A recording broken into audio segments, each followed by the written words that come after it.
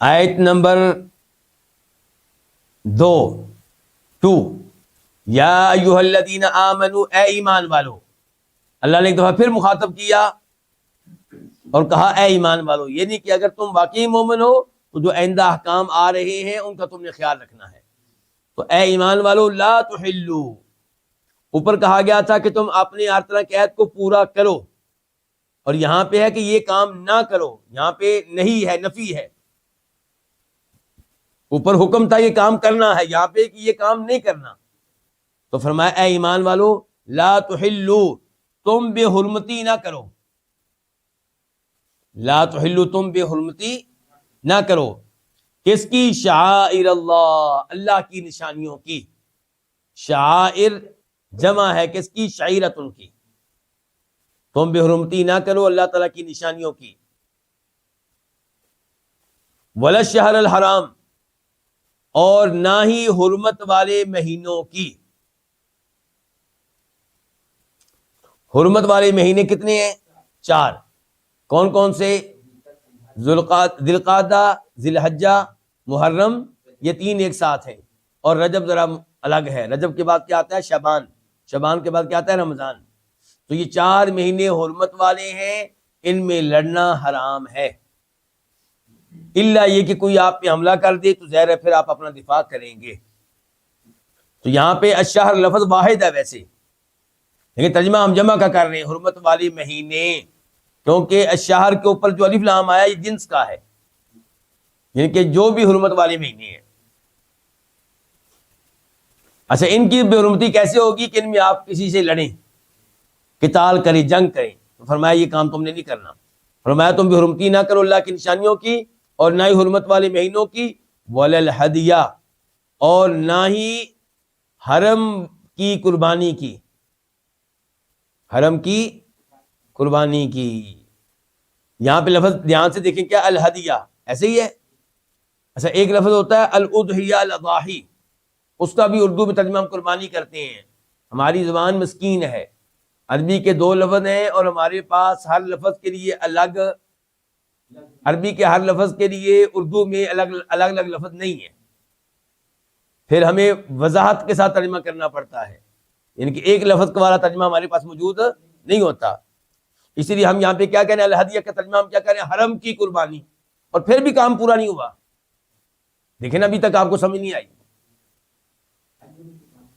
جی ہاں، الہدیہ سے مراد وہ قربانی ہے جو جانور آپ حج کے موقع پہ قربان کرنے کے لیے اپنے ساتھ لے کر جاتے ہیں، یا عمرے کے موقع پہ اپنے ساتھ لے کر جاتے ہیں، یا آپ خود نہیں جاتے لیکن حاجی جا رہا ہے، اس کو آپ جانور دے دیتے ہیں کہ تم میری طرف سے مکہ میں ذبح کر دینا. تو یہ سارا کیا؟ الہدی. اور اضحیہ اور اضاحی کس کو کہتے ہیں؟ اس قربانی کو جو عید کے موقع پہ کی جاتی ہے، جو آپ اپنے ملک میں کرتے ہیں یا مدینہ میں کرتے ہیں یا مکہ میں کرتے ہیں، لیکن اس کا تعلق کس سے؟ عید سے. تو اس کو کیا کہتے ہیں؟ اضحیہ اور اضاحی.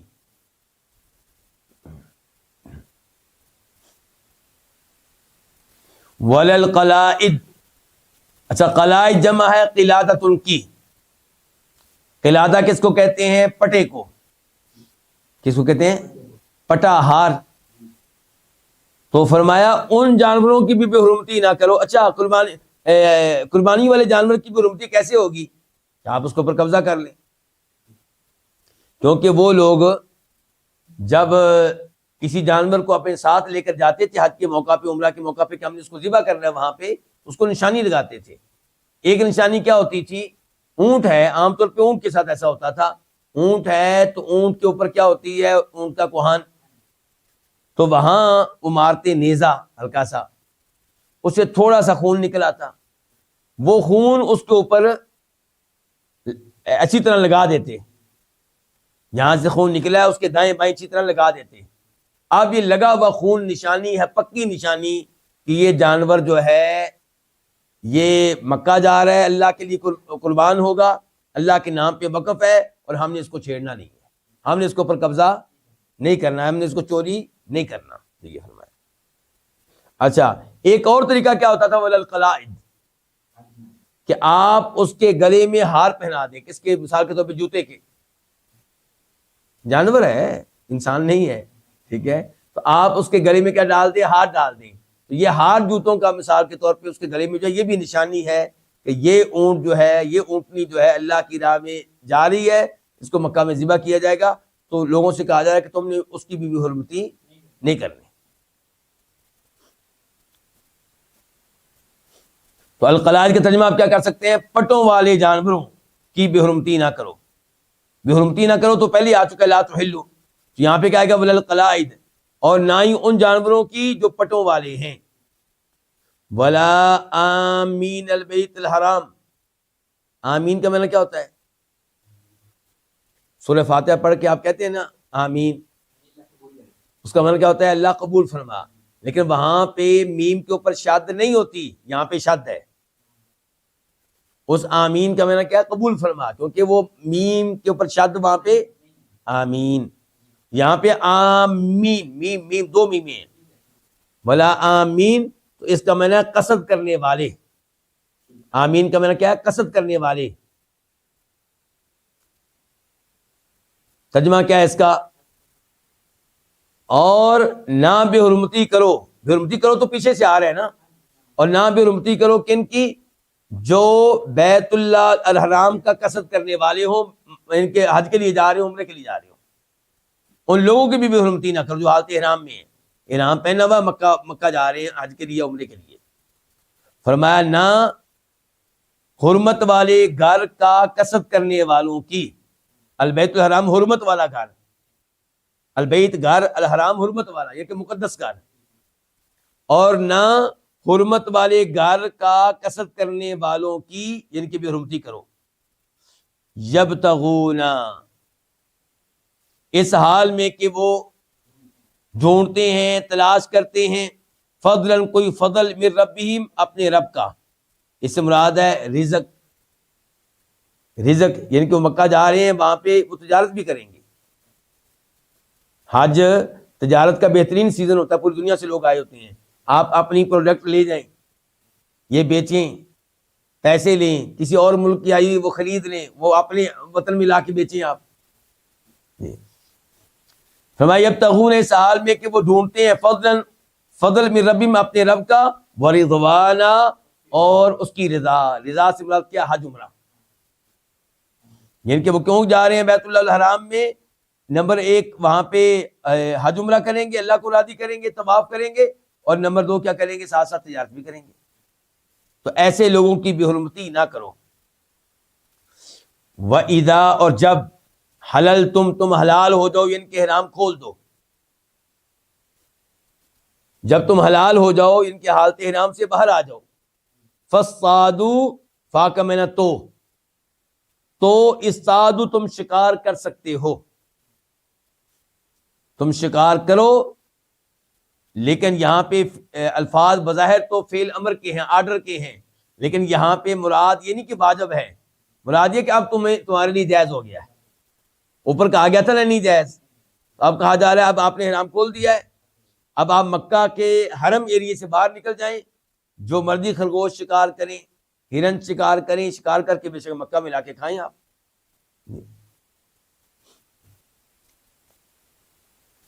ولا یجرمنکم،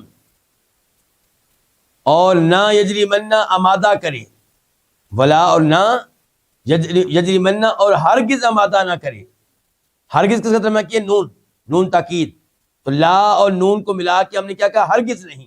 ہرگز نہیں اور ہرگز نہ آمادہ کرے کم تمہیں، شنآن قوم، کسی بھی قوم کی دشمنی. شنآن دشمنی، بغض. تمہیں کسی بھی قوم کی دشمنی آمادہ نہ کرے.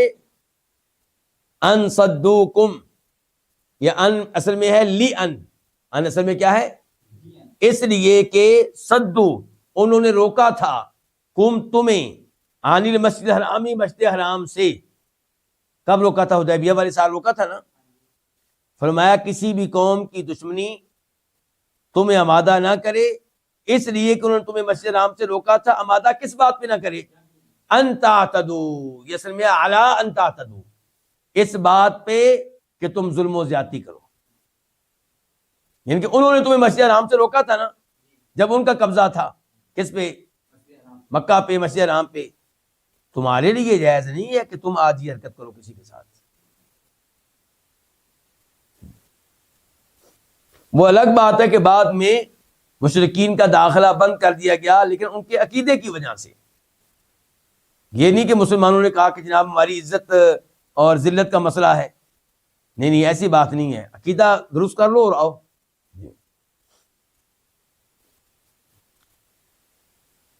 وَتَعَامَنُوا، اور تم ایک دوسرے سے تعاون کرو، عَلَى الْبِرِّ، نیکی کے کاموں میں، والتقویٰ، اور تقویٰ کے کاموں میں.